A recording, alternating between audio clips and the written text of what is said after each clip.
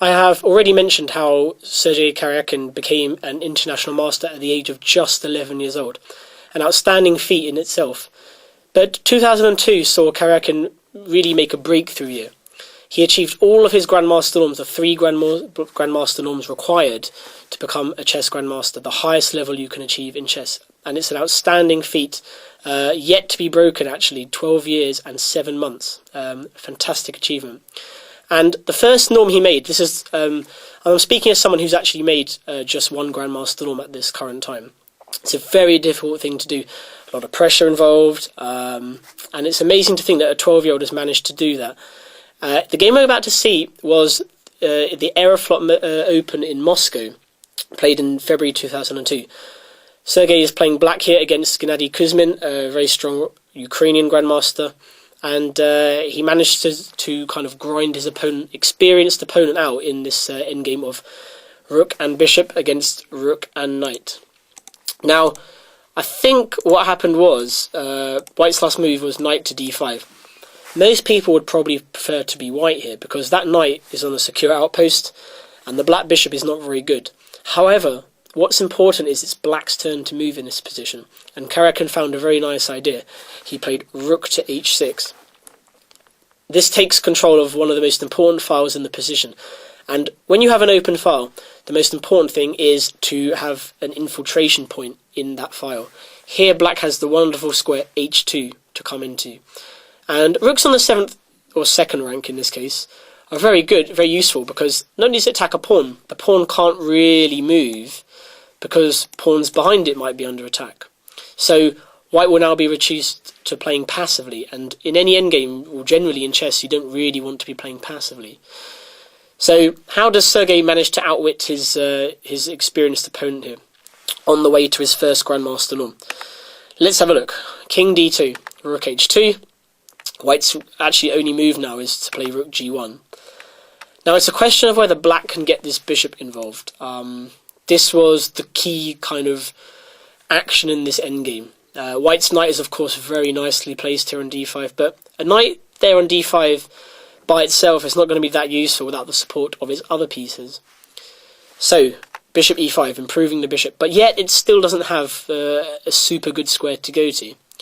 So both sides kind of bring their kings in, as we've talked about before, very important in the endgame. And it's still very difficult to know who's better here. Also, the psychology of the game here, I think, although Kuzmin is rated just about 70 elo points higher than his opponent, it must be quite disconcerting to play a 12-year-old who's clearly a big talent like Karjakin was, or is. And also, you know, this would be his White against his lower-rated opponent, so he wants to try and win. So it's unclear as to who is still trying to win in this position, which is why after knight b6, I think White had this image of trying like this and to win the pawn on c5.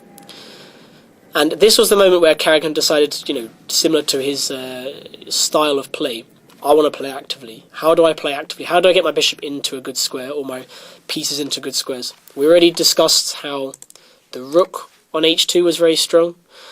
But how can he bring the bishop in? So bishop f4.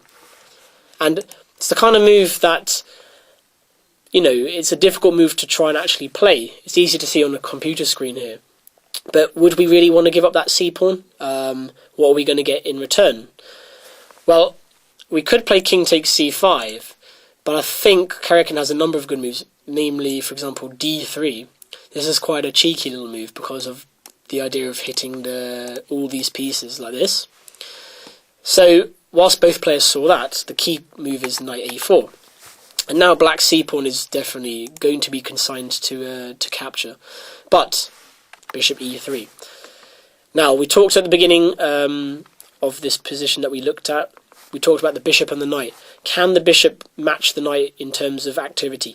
I think now the bishop can say it can, because the bishop here will attack the rook on g1, which means that the black rook is able to capture the pawn on g2. And once that white pawn on g2 falls, suddenly a couple of other pawns look a bit juicy for capture. We can see the pawn on c2 will already be open. But not only that, the rook maybe go like this and hit the f pawn. So it's clear that this idea by Sergei was very well well analysed, because he knows he's going to lose the c pawn, but what is he going to get in return? And he's calculated out that he thinks he's going to get more in return, and that's going to pan out in this game. Check and king f6. Yes, white won a pawn for free, but as we've spoken about, there goes the g pawn. Now, of course, black's other pawns are a little bit weak, so they can be captured. But on the other hand, white's pawn's a little bit weak. Who will come out on top? We will see. Knight d3, and both sides exchange another set of pawns. Check, and rook c3. If we compare this position to the starting position, it's a complete turnaround. White's knight is now on a non-stable square on d3.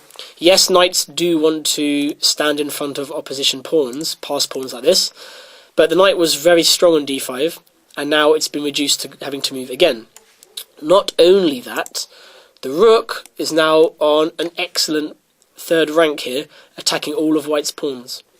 Lastly, white's passed pawn on b3, well, it's under attack, and not only that, it's not very close to getting to the end. However, if black were to win the f3 pawn, black's g pawn looks a little bit quicker towards g1. Notice also the black bishop can come to e3 and control the queening square on g1.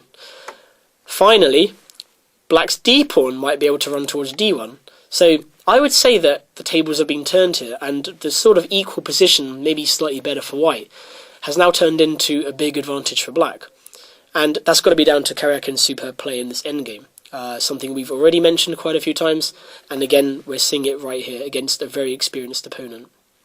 So, knight c5, well, that loses the f pawn, so now black's got a pass pawn on g5. Can he do anything with it? Well, white attempts to push the b pawn, rook check, and g4. Well, that's the obvious move, g4, just pushing the g pawn. Apparently, a computer says that bishop e3 is even stronger because it prevents white from playing rook g1. And if white cannot play rook g1, how is he going to stop the advance of the g pawn like this? It's going to be very difficult. The knight, again, well, it's on a secure square now, but it hasn't really got any prospects. It can give a spite check here, but, you know, it's not really doing a lot. The pawn on b4, again, still very immobile. It can't really go to b8 anytime soon. And these are the problems for white in this position. Now, after g4, white managed to create, as you'd expect from a grandmaster, some tricks. In fact, after rook f1, it's black who is being threatened with rook f5 checkmate. Again, out of absolutely nowhere.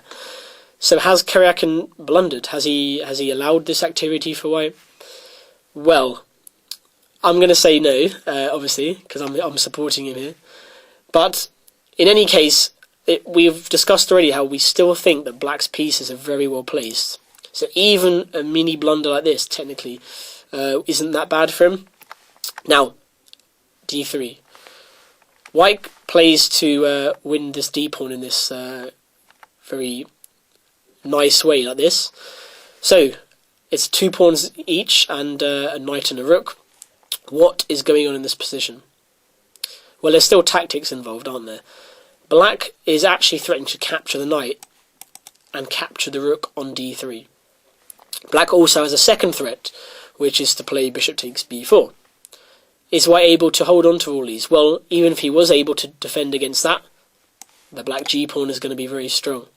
So, even if Karjakin maybe made a mistake, we're not sure, it still is a very powerful position, which means he has played it extremely well up to this point. And, you know, it's very impressive from the 12-year-old, even at this rating of 2460. Very impressive technique he's showing in the endgame. So, white played rook g3. Well, that deals with the g pawn, but what it doesn't deal with is the bishop. Bishop takes b4. So, what can white do? Well, he took the pawn in g4, and I think that's just akin to just simply resigning.